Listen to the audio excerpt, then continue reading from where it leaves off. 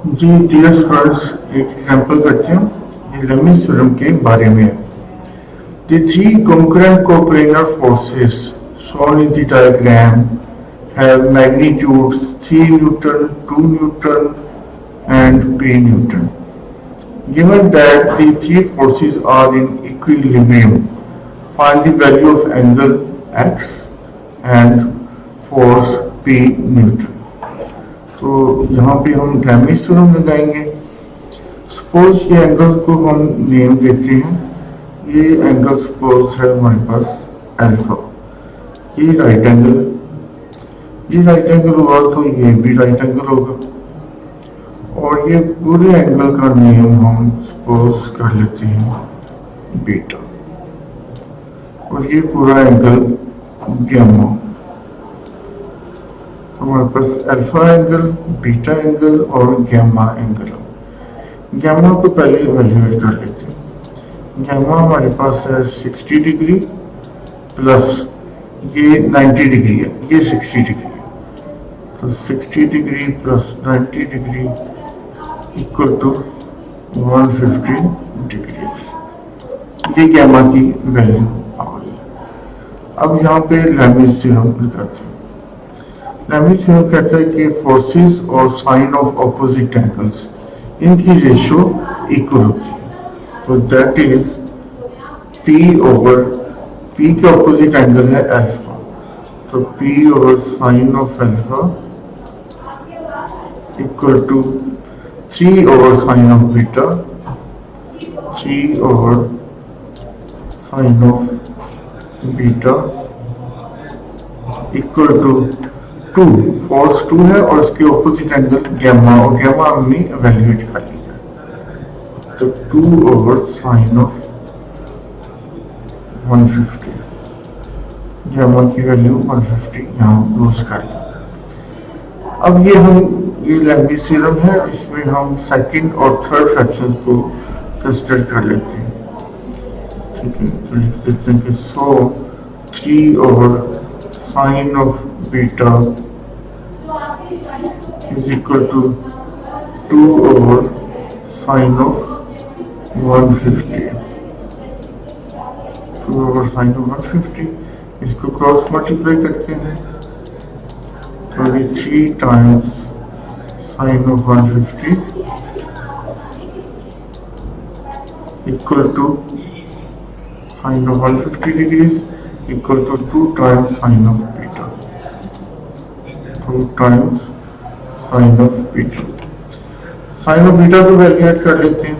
Sign beta equal to sine 150 half होता है, तो ये 3/2 हो जाएगा। 2 इधर आगे डिवाइड हो जाएगा, तो ये और टुगेदर ये 3/2 और ये 2, ये 3/4। यहाँ से हम बीटा फाइंड आउट कर लेते हैं।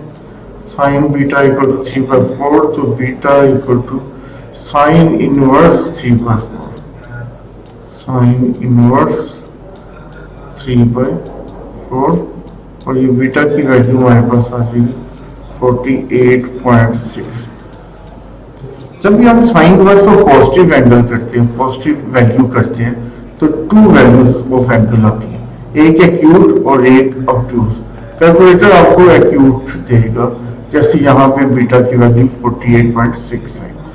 लेकिन यहाँ देखें रियलिस्टिक होगी, बीटा ऑब्ट्यूज एंगल ये इक्वल है 90 डिग्री प्लस एक्स। हम इधर लिख भी लेते हैं beta equal to 90 plus X degrees. तो बीटा ऑब्ट्यूज है, तो इसका corresponding obtuse angle find out करते हैं।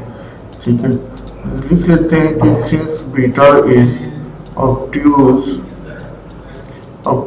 90 से बड़ा होता है, therefore beta equal to 180 minus 48.6, 180 minus 48.6, तो ये आ जाएगा 131.4।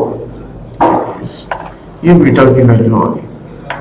तो अब हम x फाइंड आउट कर लेते हैं। यहाँ पे हमने देखा है कि b equal to beta equal to 90 degree plus x degree, तो x इक्वल होगा beta degree, full beta degree minus 90 degree.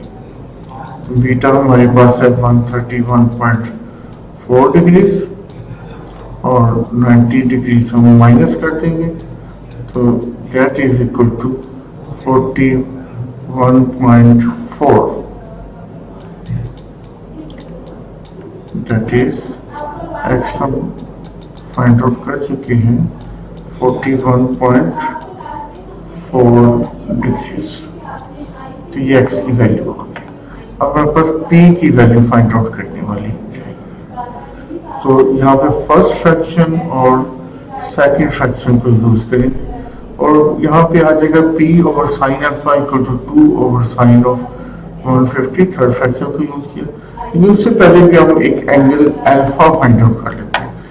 Some of angles of a circle around the point 360 degree होता है। तो alpha plus beta plus gamma equal to 360 degree. तो यहाँ से alpha find out करते हैं। अल्फा प्लस बीटा की value 131.4 आई क्योंकि ये ऑब्ट्यूज था। गैमा हमने यहाँ पे शुरू में कैलकुलेट कर लिया था, वो 150 है इक्वल टू 360। इन सबको हमने वैल्यूएट किया तो ये अल्फा की वैल्यू हमारे पास आ जाएगी। अल्फा इक्वल आ जाएगा 78.6 डिग्री। जी अल्फा भी आ गया, एक्स डिग्रीज भी आ गई। अब पी फोर्स फाइंड आउट करने वाली है। तो लैमिस थ्योरम का यूज करते हैं। P over sine alpha equal to 2 over sine of 150 by Lami's theorem.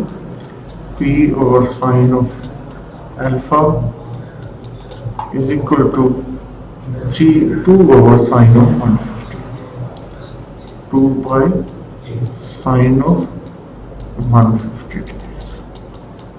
तो इसमें वैल्यू अप्लाई कर लेते हैं। P over sine of 78.6 equal to 2 over sine of 150। Sine 150 की वैल्यू पुट करेंगे, साइन 78.6 राइट हैंड साइड में ले लेंगे। तो ये P इक्वल साइन 150 हाफ है, 2 ओवर हाफ 4। तो साइन 78.6 को 4 से मल्टीप्लाई कर लेते हैं। 4 times sine of 78.6 degrees. So that is P equal to 3.92 Newton.